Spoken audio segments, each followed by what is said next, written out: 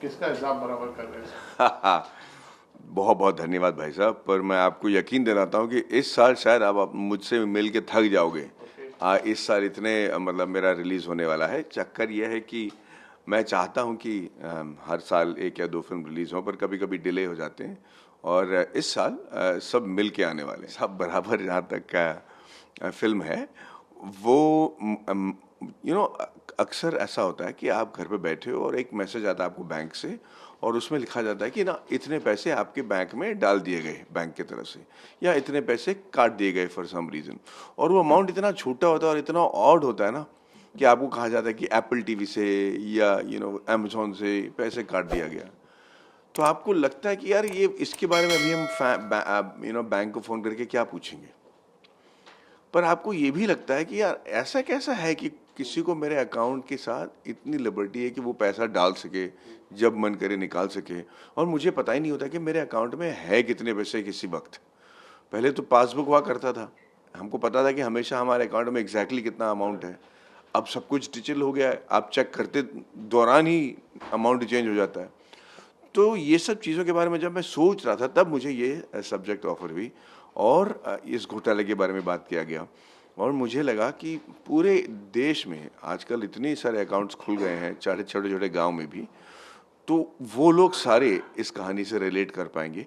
और इसीलिए मैंने इस फिल्म को हाँ कहा। और इसी के बारे में एक आम आदमी को अगर आप झंझोड़ दें, अगर आप उसको उसके अस्तित्व को, अगर उसके आप वजूद को चैलेंज करें, तो वो कितना बड़ा विश्व रूप ले लेता है और पूरे इकोनॉमी सिस्टम को कैसे गिरा देता है, रोक देता है। इसी के बारे में ये फिल्म है।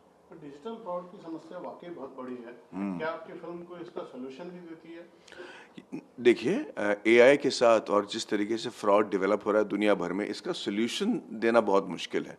पर हम ज़रूर चाहते हैं कि लोग एक बार सोचें कि हर चीज़ को इतना कॉम्प्लिकेट क्यों किया गया। चाहे वो टैक्सेशन हो, चाहे वो फाइन्स भरना हो, चाहे इसे सिंपल नहीं क्यों किया गया। एक सवाल किसी ने बहुत खूब पूछा था हमसे कि एक आम इंसान को इनकम टैक्स भरने के लिए एक सीए की ज़रूरत क्यों होती है। उसको इतना सिंपल कर दो कि या तो वो भरे या ना भरे। और अगर भर रहा है तो उसको समझ में आ जाना चाहिए कि भाई मैंने इस साल में 10 लाख रुपए कमाए हैं और मुझे 3.5 लाख रुपए देने हैं, मैं दे देता हूँ। पर उसको इतना कॉम्प्लिकेट कर दिया, उसको नंबर इतने जोड़ दिए, उसको फॉर्मेलिटीज इतना कर दिया कि वो किसी ना किसी का सहायता लेना ज़रूरी होता है। वही बात हमने इस फिल्म में भी की। टैक्स सेविंग होता है, और वो तो समझते हैं कि आप ज़रूरत से ज़्यादा टैक्स ना भरें, या अगर कोई मतलब है जहाँ पे आप टैक्स बचा सकें और वो भी लीगल तरीके से, वो ज़रूरी है। मतलब वो ऐसा नहीं कि आप उठा उठा के पैसे दे दें। पर अगर लीगल है तो वो करना ज़रूरी है, वो कर सकते हैं। आपने मकान बेच दिया, या आपको कोई मतलब आपको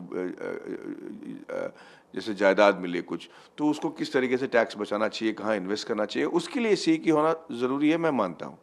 पर हर 3 महीने में जब आपको एडवांस टैक्स भरना है या टैक्स भरना है, उसके लिए आपको सीए के पास जाना पड़ता है आम आदमी को। बाकी लोग जिनका जो फाइनेंसेस कॉम्प्लिकेटेड है, उसके लिए सीए होना बहुत ज़रूरी है। और मुझे सीए से कुछ नहीं है, खाली आम आदमी को नहीं ये तकलीफ होनी चाहिए। That's what I am thinking. Complication वाली। जी बिल्कुल। डॉक्टर अश्विनी धीर के साथ काम करके कैसा आपको? अश्विनी धीर साहब हमेशा ऐसे सोशल इश्यूज और उसे किस तरीके से एक कॉमेडी के एक सरकाज़म के साथ कैसे बताया जाता है, इससे इसमें माहिर रहे हैं। और इनका जो ऑफिस ऑफिस सीरीज़ है वो दुनिया भर में मशहूर है। यहाँ जितने, मुझे नहीं पता था कि वो इतना पॉपुलर है कि जब हम दिल्ली में गए थे शूटिंग के लिए, वहाँ जितने गवर्नमेंट ऑफिशियल आए थे हमें ये बताने के लिए भाई आप यहाँ शूटिंग कर सकते हो, नहीं कर सकते हो वगैरह, वो अश्विनी जी को देख के एकदम रुक गए कि भाई इनको सब कुछ पता है, इनको मत डिस्टर्ब करो, इनको रहने दो। तो उनके साथ काम करके बहुत मज़ा आया। उनको सब्जेक्ट के बारे में पकड़ बहुत बढ़िया था, उनका डायलॉग लिखने का तरीका बहुत ही अनोखा और बहुत ही रेलेवेंट था। और मुझे लगता है कि उनका जो कनेक्ट है आम आदमी के साथ वो बहुत ही बढ़िया है। बहुत कमाल की फिल्में उन्होंने बनाई हैं, right from the last one which is son of Sardar, सारी फिल्में। और उसे देखकर ना मुझे लगता था कभी कि ये मेरे टाइप की स्टोरी टेलिंग समझ पाएंगे या नहीं, मैं जिस पेसिंग में कहना चाहता हूँ वो इसके साथ इनको भा जाएगा या नहीं। पर he was right up there. और हम चाहते हैं कि जो उनके साथ हादसा हुआ है उसके साथ जल्दी वो उससे बाहर निकलें और उनको शांति मिले, प्यार से फैमिली के साथ रह पाएँ। वरना I am missing him today a lot. आप हिसाब देखिए कि आम आदमी जब जब गुस्से में आ जाता है, जब वो ठान लेता है तो कितना बड़ा स्कैम, चाहे जितना भी बड़ा स्कैम हो, वो कैसे उसे गिरा पाता है। और ये फिल्म हिसाब बराबर आ रही है ZEE5 पर 24 जनवरी से।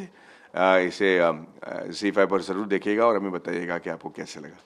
धन्यवाद, जय हिंद। पड़ोसी हूँ मैं राधे मोहन जी की, और उनके बेटे की केयर टेकर भी हूँ, और पार्ट टाइम कुछ ना कुछ और भी काम करते रहती हूँ। बट राधे मोहन जी का घर का कुछ भी केयर टेकिंग हो, मतलब घर का ध्यान रखना हो या उनके बेटे का ख्याल रखना हो, तो Monalisa is always there. And Monalisa एक ऐसा किरदार है जो बहुत इरिटेटिंग भी है, yet at the same time lovable भी है, बट ये खुद अपनी ही धुन में रहती है। आई थिंक ये बहुत बहुत फ़ायदे कारक होगी, बिकॉज ये आम जनता की ही फिल्म है, ये आम जनता का थॉट है।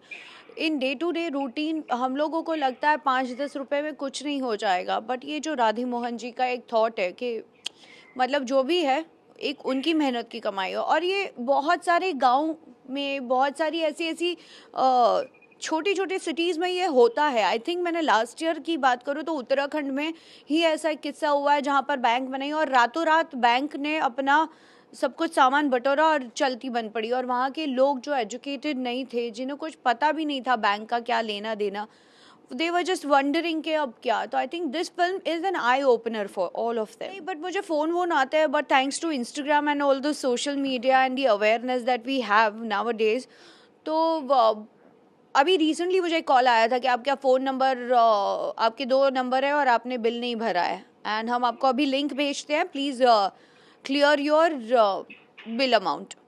And actually bill amount clear करने का टाइम था, but then I didn't do it because मैं बिजी थी। मैंने बोला I don't know what you talking about, I will talk to you later. Then I went on the Instagram and I am seeing the same thing कि ऐसे scammers के call आते हैं, तो मैं बच गई एक्चुअली। बट या आई थिंक आजकल ये जो ऑनलाइन हैकिंग और सारी चीज़ें, it has become very easy to do it. आपको कोई भी मोबाइल कंपनी डेटाज दे देती है, प्रॉपर्टी की कॉल्स आने या नंबर या प्लान और ये सब करना। I think it's very easy now days, but precautions तो आपको लेने ही होते हैं, एंड आप लेते हैं। हे गाइस, हमारी फिल्म हिसाब बराबर आ रही है ZEE5 पर 24 जनवरी को, एंड इसे ज़रूर देखिएगा बिकॉज ये फिल्म आपके घर की कहानी है, मेरे घर की कहानी, और ऐसे बहुत सारे लोग हैं जिनको आप अवेयर कर सकते हैं। It's not just about the scam, it's also about a thought, it's also about ethic, it's also about हाँ आप अपनी ज़िंदगी को कैसे देखते हैं। भले मेहनत के पैसे हो, भले 5 रुपए क्यों नहीं हो, लेकिन उसे ओन करना, उस पर हक रखना किस तरीके से, ये फिल्म में उसको बहुत सुंदर तरीके से दिखाया है। इतने हैवी सब्जेक्ट को एक बहुत हल्के फुल्के अंदाज में दिखाने की कोशिश की है, thanks to Ashwini ji and Maddy sir and the entire team of ours. मेरी ज़्यादा सीन्स नील के साथ और कृति के साथ नहीं हुए हैं, कीर्ति मैम के साथ, but it is an amazing subject and I think you all should watch this film. So remember 24 January ZEE5 पर आ रही है। अपनी फैमिली के साथ ये वीकेंड बहुत अच्छा मनाना। किसका हिसाब बराबर कर रहे हैं भाई?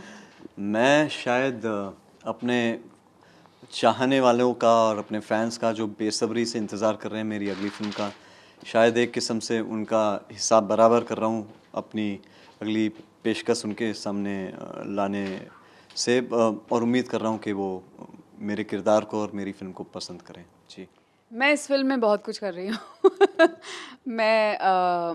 मेरे किरदार का नाम पी सुभाष है, और मैं फिल्म में एक कॉप हूँ। दिल्ली की कहानी है ये, और मैं वहाँ पे एक कॉप हूँ। और जब फिल्म शुरू होती है कुछ टाइम तक आपको मैं ट्रेन में दिखती हूँ। Maddy's character which is Radhe Mohan, वो टीटी हैं, और हमारी मुलाकात ऐसे ट्रेन में होती है, तो हमारे बीच में ऐसे बातचीत शुरू होती है। और फिर जाके आपको रियलाइज़ होता है कि जब ये स्कैम वैम थोड़ा बढ़ने लगता है, तो जिस ऑफिसर के पास ये केस आता है इन्वेस्टिगेशन के लिए, it happens to be me.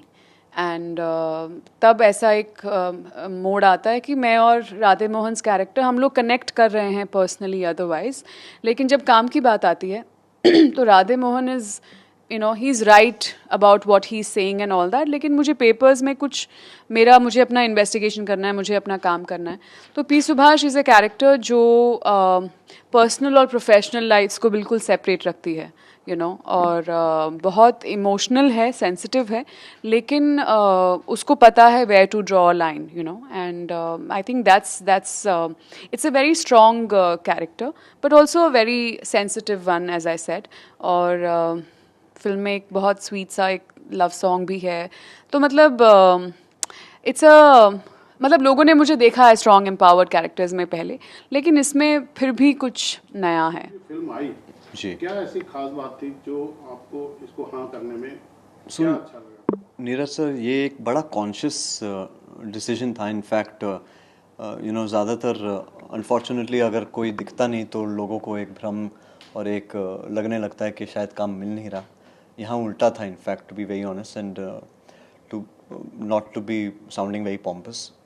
Covid में बहुत काम आया, बट बहुत जो काम आ रहा था मुझे इंटरेस्ट नहीं था उस काम में, सिर्फ इसलिए क्योंकि I felt that the content that was being offered at that time wasn't up to my interest level, let's put it that way. There were some liberties that were being given because it's in a digital platform and OTT platform. तो उसका misuse हो रहा था और मैं वो script level पर ही देख रहा था, तो मैं नहीं करना चाह रहा था कुछ, यू नो. और सिचुएशन ऐसी थी कि काम बंद है, तो एक काफ़ी यू नो प्रिडिकमेंट ऐसा था जो कि काम करना भी है और ये जो काम आ रहा है वो नहीं करना, तो सिचुएशन काफ़ी स्ट्रेसफुल थी.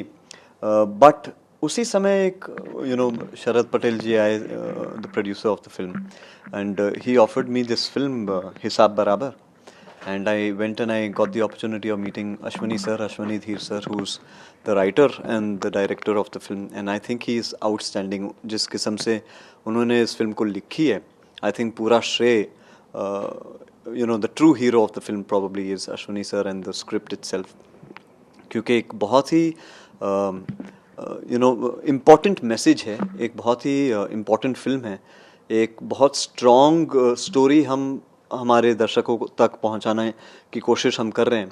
एक कॉमन मैन की कहानी है जो एक सिस्टम से लड़ाई कर रहा है, और यू नो उसको एक बड़े कॉमिक तरीके से इन्होंने दर्शाया है, और वो मुझे बड़ा अच्छा लगा. तो जब जाहिर सी बात है, क्योंकि रंग रूप ऐसा है, तो बहुत समय ऐसा भी होता है कि जिस किस्म की कहानी आपको करनी है वो कहानी आपके सामने आती नहीं है. बट कभी कभी कहानियाँ कुछ ऐसी होती है जिसका आप हिस्सा बनना चाहते हैं, और हिसाब बराबर एक ऐसी फिल्म थी जिसका मैं खुद हिस्सा बनना चाह रहा था. और चाहे वो मैं मिक्की मेहता का किरदार अगर निभाऊं, अगर मेरा जो किरदार है फिल्म में मिक्की मेहता का, वो एक बैंकर है और स्कैमस्टर है, और 100 नहीं, 200 नहीं, हज़ारों 2000 करोड़ों का स्कैम कर रहा है. बट उसमें भी एक किस्म का की ऑनेस्टी है उस कैरेक्टर में. तो यू नो हालांकि मैंने अपने पास्ट में बहुत सारी ऐसी फिल्में की हैं जिसमें मैं एंटागनिस्ट रह चुका हूँ, बट ये एंटागनिस्ट में एक लेवल की सच्चाई थी जो मुझे बड़ा लगा कि बड़े अजीबो तरीके से इन्होंने ये फिल्म लिखी है कि है हिस्ट्रियोनिक्स एक विलन की, पर जो कह रहा है वो शायद वो एक्चुअली अपने बातों में बिलीव करके वो यू नो अपने कैरेक्टर से बात कर रहा है. तो वो बिलीफ और वो कन्विक्शन के साथ जिस किस्म से फिल्म लिखी थी, मैं बेवकूफ़ होता अगर मैं इससे मना करता. प्रीटी मच जो नील ने कहा, मतलब मेरे लिए सब्जेक्ट बहुत फ्रेश था. हालांकि स्कैम्स पे कुछ और चीज़ें भी बनी हैं, लेकिन वो ज़्यादा ड्रामा जोन में बनी हैं. तो मुझे बहुत अच्छा लगा कि जो इसका एक ह्यूमरस कॉमेडी के साथ जो इसका एक वीविंग हुआ है कहानी का, वो मुझे बहुत शानदार लगा एक्चुअली. क्योंकि मुझे लगता है कि बहुत सीरियस चीज़ें कहने का सबसे अच्छा तरीका होता है कि आप उसको कॉमिकल तरीके से कहिए, यू नो, लोगों को समझ भी आती है, कोई ऑफेंड भी नहीं होता है. तो मुझे ये जो एक दोनों का कॉम्बिनेशन था मुझे बहुत अच्छा लगा. ऑफ कोर्स कहानी लिखी बहुत अच्छी गई है, तो मज़ेदार थी, मेरा किरदार मज़ेदार था. आई मीन तब तक नील नहीं कास्ट हुआ था, मैडी वाज ऑन बोर्ड. तो मतलब ओवरऑल मुझे लगा कि यार ये कहानी तो कही जानी चाहिए, और कहानियाँ तो कही जाती हैं, but do I want to be a part of it, and I really felt that I should be a part of it. Neel Nitin के सेट पे कैसे हैं? शरीफ आदमी हैं, कोऑपरेट करते हैं, मुझे नील की एक बात बिल्कुल ऐसे दिल में बैठ गई है, that he is a beautiful human being. उनको तंग करना आता ही नहीं है. मैं तो चाहती हूँ कि थोड़ा सीखें, थोड़ा सा मुझसे क्लासेस ले लो यार, मैं probably I can give you a tip और टू. बट बहुत ही खूबसूरत इंसान है और बहुत शांति से प्रेम से सबके साथ रहते हैं और बहुत वार्मथ है नील में एज अ पर्सन.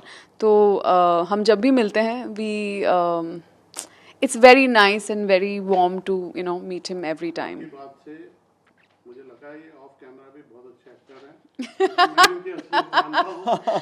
अब देखिए वो तो इंसान पे भी डिपेंड करता है. अब आपको ये कौन सा चेहरा दिखाते हैं. नहीं, नील भाई की हकीकत जाननी है तो आप इनके और पुराने को स्टार से एक बार मिलो और इसके बारे में जानो. ये कोविड के बाद ऐसे हो गया, क्यों नहीं है ऐसा थोड़ा? नहीं, I feel I mean मस्ती थोड़ी है in the sense I'm a little bit of a brat in that sense and I have a wicked sense of humor, but in general not my upbringing is such that I'm quite a modest human being and a very humble person in that sense.